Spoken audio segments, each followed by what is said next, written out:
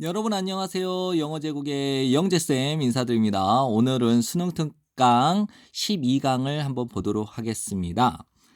과학의 역할은 때때로 과장되어질 수 있답니다. 그 다음에 그것에 과학의 옹호주의자들이 과학 만능주의에 빠진 채 with 목적어 ing 이렇게 with 목적어 분사구문 이래서 뭐뭐 한 채 또는 뭐뭐 하면서 이렇게 해석을 하면 됩니다. 다시 한번 정리할게요. 과학의 역할은 때때로 과장될 수 있습니다. 그 과학의 옹호주의자들이 과학 만능주의에 빠진 채 또는 빠지면서 과학 만능주의라고 하는 것은요 어떤 관점이에요 또는 견해예요. 그래서 the view와 대절 전체가 동격을 이루고 있습니다.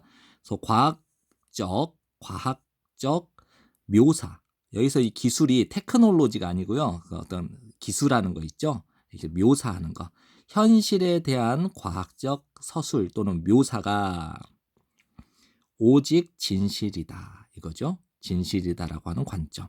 그래서 there is 다음에는 이렇게 주어가 나와야 되는데 이제 주어를 the only truth와 that이 같기 때문에 that을 주격 관계대명사를 생략을 한 거예요. 그래서 존재하는 있다 이건데 존재하는 유일한 진실이다. 다시 한번요. 과학 만능주의라고 하는 것은 견해입니다. 그 견해가 어떤 견해냐?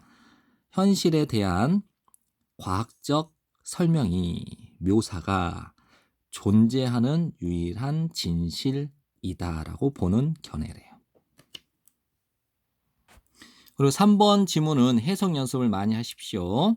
과학의 진보와 함께, 즉 과학의 발전과 더불어 존재해왔습니다. 어떤 경향이, 그 경향이 무엇이냐면 빠져드는 경향, 과학 만능주의로 빠져드는 경향, 그리고 병렬 구조 이루어집니다. 추정하는 경향, 대절 전체라고. 됐죠? 어떠한 사실에 입각한 주장이 진실이 될 수 있다. 즉 사실이다라고 진짜라고 입증되어질 수 있다.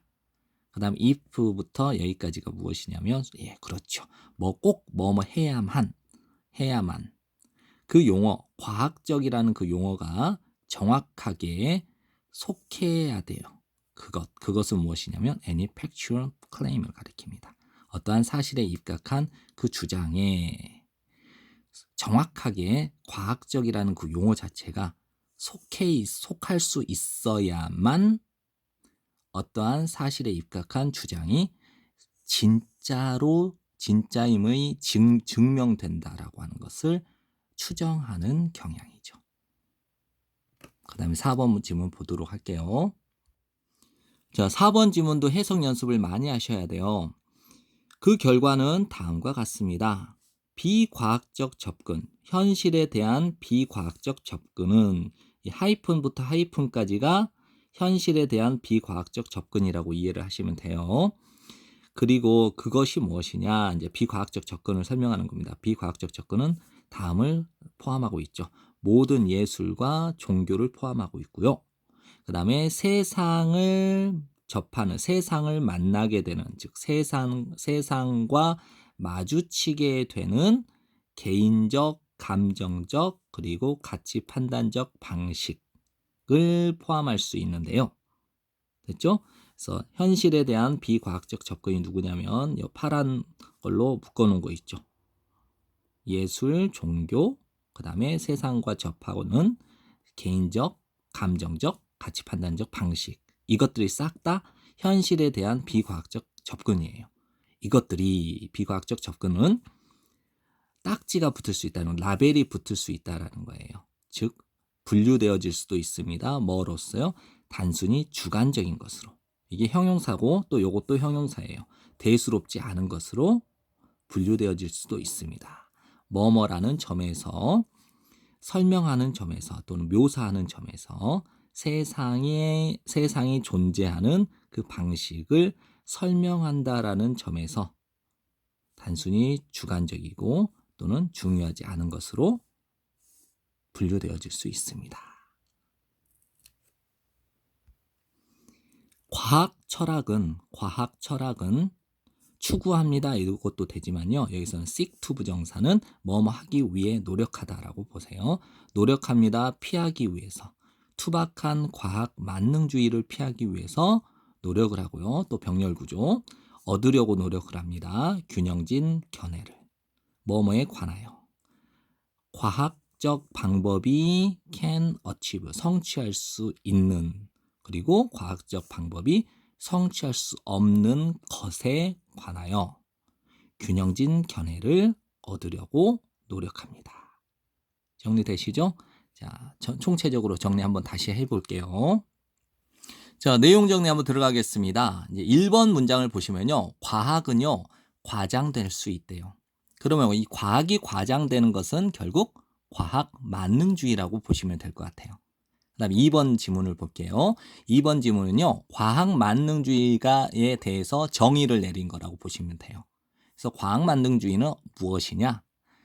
과학적 기술인만이 유일한 진실이다. 과학 만능주의는 과학적으로 설명이 될 수 있는 것만 유일한 진실이라고 보는 견해를 말하는 겁니다.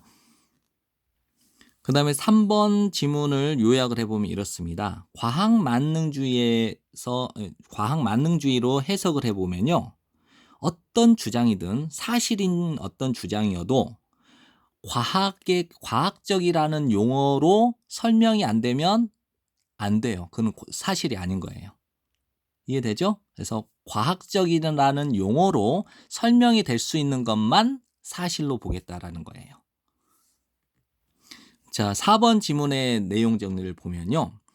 이제 과학적으로 설명할 수 없는 거죠. 과학적으로 접근해서 설명이 안 되는 부분들이 뭐냐면 예술, 종교 또는 어떤 개인적 정서적 또는 가치 판단적 방식인데 이런 현실에 대한 이런 과학적으로 설명할 수 없는 이 접근들은요. 다 주관적인 생각일 뿐이다. 또는 중요하지 않은 것이다 라고 분류된대요. 5번 마지막 지문입니다. 과학 철학은요. 이런 과학 만능주의를 피하려고 노력을 하는 거고요. 또 균형 잡힌 시각을 가지려고 노력을 하고 있답니다.